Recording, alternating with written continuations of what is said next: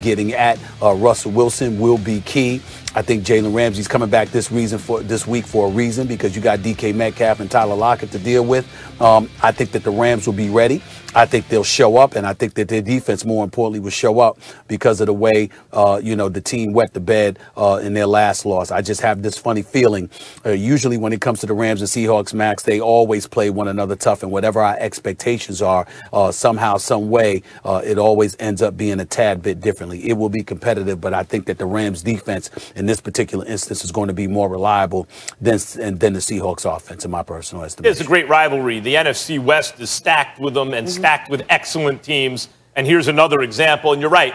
Especially I noticed, like, if the Rams are flying high and the Seahawks are having an off year, like, you don't want to see Seattle, because that turns into like a big game for them, and vice versa, right?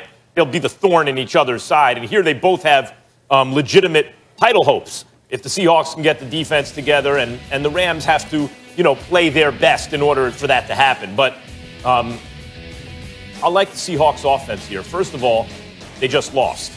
And I think Russell Wilson, as we're talking about Tom Brady and how he bounces back from losses, give me Russell Wilson in a game like this after his team was just embarrassed.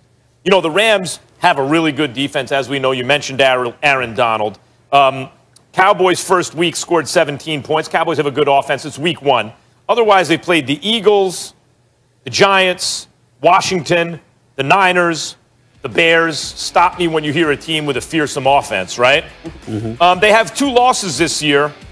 One, 28 points that the Dolphins hung on them, right? And the other was a 35 points that the Bills hung on them, meaning they've looked tremendous against subpar offenses, with the exception of week 1 against Dallas.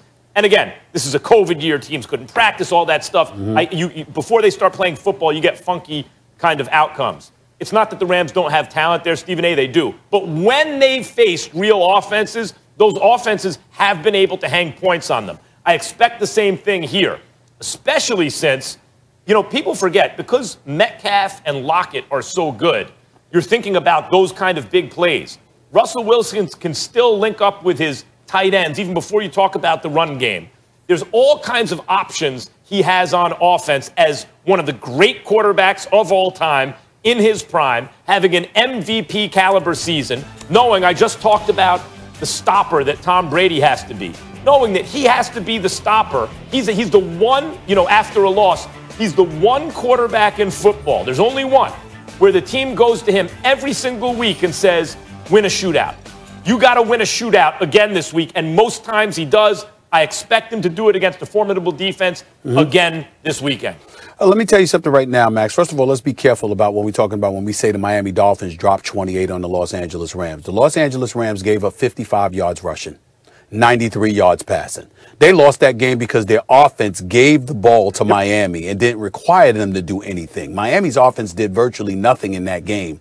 Their defense obviously forced turnovers on the part of Jared Goff. So we've got to pay attention to that. That's number one. Number 2, the Los Angeles Rams do not have a good defense. They have an elite defense. They are number 2 overall in points allowed, in yards allowed, in passing yards allowed, and then number 5 against the rush. That is elite in the National Football League. That is what they are. That is who they are. Aaron Donald's got 9 sacks. Leonard Floyd's got about 4. Brock has got, and oh, by the way, Russell Wilson has been sacked 24 times this year. So the way I look at it, I'm looking at this defense and I'm saying against Seattle, why should I not rely on the Los Angeles Rams defense in this particular situation, particularly with Jalen Ramsey coming back? Now, Seattle's got the number 1 offense, and they've got the number 1 passing attack, no question. But you don't have Carson running the football. Last time I checked, unless he's coming back, and I missed that report. The bottom line is their running game is suspect. So as a result of it, it's going to be even more on Russell Wilson with Metcalf and with Tyler Lockett.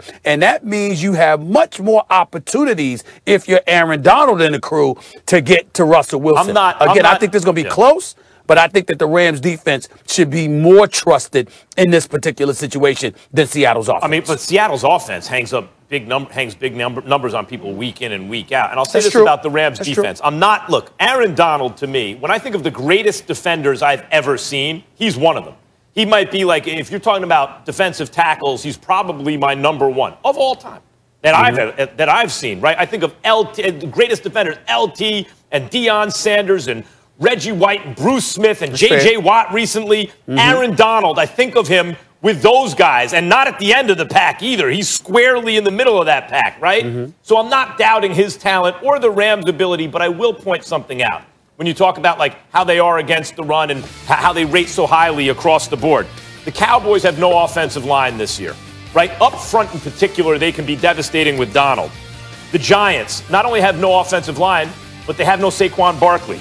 The Bears have one of the worst offensive lines I can remember. They can't block for the run. They can't protect the pass, right? Like, and I know every team plays teams like that by middle point in the season, right? You've had some soft opponents. But in particular, for a team with Aaron Donald up front, when you're facing those kind of teams, I think the kind of sense of your defense might be a little bit overblown. And even though Seattle is not like they have the most fearsome offensive line, they have a quarterback who frequently doesn't need it. But remember what I told you. Remember what I've said, and I've said this on many, many occasions. Throw all of that out the window when it comes to divisional rivals. Because when you're divisional rivals, you're incredibly familiar with one another. You're more hyped for those games. There's an elevated level of urgency that gets attached to those games. And as a result, you usually see competitive matchups. I don't see a shootout between the Seattle Seahawks. I mean, if you want to call 34-31, for example, like Seattle, like Miami recently had with Arizona or something like that, yeah. But I don't see Seattle dropping 40+ on the Rams or anything like that. I think this is going to be a hard-fought game. I view it as something along the lines of 30-27. I'm just saying that I'm going to rely on LA's defense when it counts more so than I'm going to rely on Seattle's offense in this particular situation. I've seen Seattle, I've seen Russell Wilson, that really, Stephen A., the only game that they really lost where that other team was just better was Buffalo. Even Arizona, who was high-flying at the time, second in the division, and really playing well, it came down to a play in overtime, right? Seattle, like Russell Wilson can win these kind of games, whether or not you call it a shootout, win these kind of games when he's asked to carry the load. He has the weapons to do it, too.